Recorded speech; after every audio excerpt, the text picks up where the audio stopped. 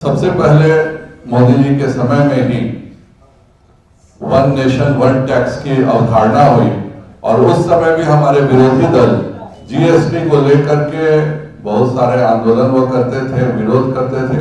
उसी प्रकार दूसरा बड़ा परिवर्तन उन्होंने वन नेशन वन राशन के रूप में दिया। आज भारत का कोई भी, बिहार का कोई भी नागरिक अगर बंबई जा रहा है, दिल्ली जा रहा है, कहीं जा रहा है तो उसको राशन की सुविधा उसी स्थान पर मिल रही है। और हमारे जो संविधान निर्माताओं ने जब संविधान की रचना की थी उसके बाद लोकसभा और विधानसभा के चुनाव एक साथ ही होते थे। यह परंपरा इंदिरा गांधी के घमंड के कारण टूटी जब उन्होंने सभी राज्यों में राष्ट्रपति शासन लगाना शुरू किया। नमस्कार, आप देख रहे खबरीलाल लाइव और मैं हूं आपकी होस्ट निधि सिंह। देखिए, लोकसभा सांसद संजय जायसवाल का बयान आ चुका है वन नेशन और वन इलेक्शन पर। उनका सीधे तौर पे कहना है कि वन नेशन वन इलेक्शन राजनीति में एक बड़ा योगदान रहेगा। साल 2034 से वन नेशन वन इलेक्शन की जो बात है वो शुरू की जाएगी और इससे काफ़ी पैसे यानी कि राशि की काफ़ी बचत होगी जो कि जनता पर लगाई जाएगी। इस प्रेस कॉन्फ्रेंस के जरिए संजय जायसवाल क्या कुछ कहते हुए नजर आ रहे हैं, पहले इस पूरी वीडियो को सुन लें। कल लोकसभा के शीतकालीन सत्र का सत्रावसान हुआ है और 20 दिन लगातार लोकसभा का सत्र चला। इस लोकसभा सत्र के दरमियान जो सबसे बड़ी घटना हुई वह हुआ कि संविधान के 129वां संशोधन को लोकसभा में पेश किया गया जो कि वन नेशन वन इलेक्शन है। इस पर माननीय पूर्व राष्ट्रपति के अध्यक्षता में, रामनाथ कोविंद जी की अध्यक्षता में एक पूरी समिति बनी थी। उस समिति ने भी अपने रिपोर्ट दिए थे और उसके पश्चात माननीय प्रधानमंत्री श्री नरेंद्र भाई मोदी जी ने उनके कैबिनेट ने इसको पास किया।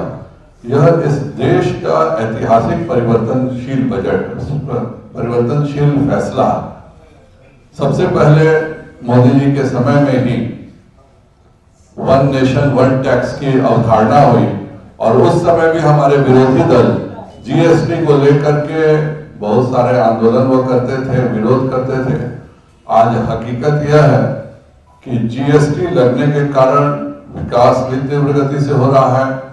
जो ट्रांसपोर्ट में दो प्रदेशों के बीच में ट्रक हफ्तों तक फंसे रहते थे, आज उनके तेज आवागमन के कारण लगभग 2 लाख करोड़ के हर महीने के कलेक्शन को हम छूने जा रहे हैं।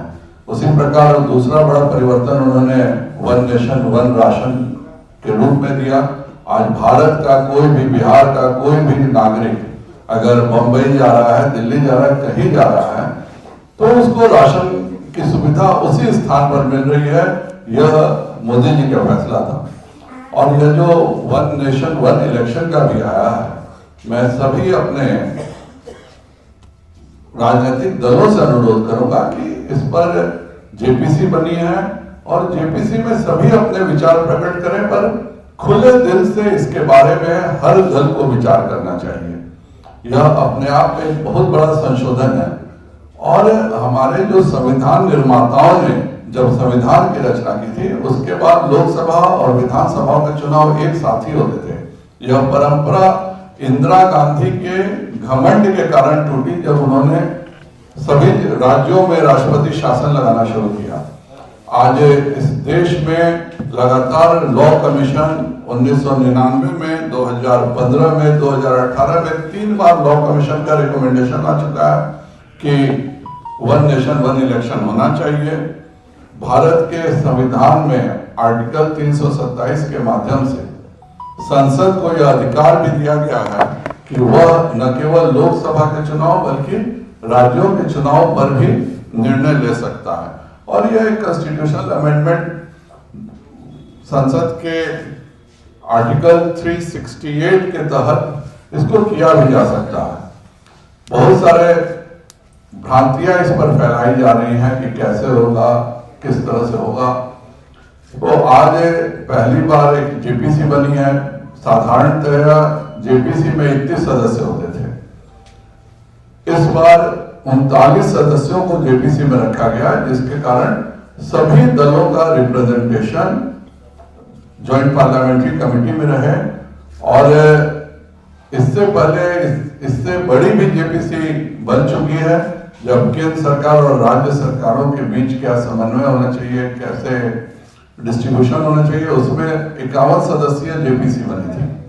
और यह जेपीसी का एक खुले दिल से करना, और मैं देश की आम जनता से भी, बिहार की आम जनता से अनुरोध करता हूं कि वह सब राजनीतिक दलों से इस बात की जरूर चर्चा होनी चाहिए कि अगर एक साथ लोकसभा और विधानसभा के चुनाव होंगे तो बहुत बड़ी राशि बचेगी, सरकार का भी बहुत ज्यादा पैसा बचेगा, और उससे भी बड़ा लाभ होगा कि 4.5 साल विकास से तीव्र गति से चल सकेगा। अभी क्या होता है, अगर आप बिहार की भी बात करें तो महाराष्ट्र में चुनाव था, उसके पहले हरियाणा में चुनाव था, बिहार के सीनियर आईएएस ऑफिसर्स ऑब्जर्वर बन के वहां चले जाते हैं, और उसके कारण चुनाव महाराष्ट्र में हो रहा है, लेकिन बिहार का भी विकास कार्य कहीं ना कहीं रुक जाता है। इसलिए यह एक ऐतिहासिक निर्णय है। मैं सभी से इस बात का अनुरोध भी करता हूं कि जेपीसी में खुले से चर्चा करें, और 2034 में जो पूर्व राष्ट्रपति रामनाथ कोविंद जी का रिकमेंडेशन है कि 2034 से इसे लागू करना चाहिए, उसमें सभी दलों को मिलकर के एक साथ कार्य करके इसको आगे बढ़ाना चाहिए। तो आप सुन रहे थे लोकसभा सांसद संजय जायसवाल का, जिन्होंने वन नेशन और वन इलेक्शन को लेकर के सीधे तौर पे कहा कि अब राशि की काफ़ी बचत की जाएगी, जिससे जनता के ऊपर पूरे खर्च किए जाएंगे। खैर, इस रिपोर्ट के माध्यम से आप क्या सोचते हैं, कमेंट में ज़रूर बताइएगा। बहुत बहुत धन्यवाद।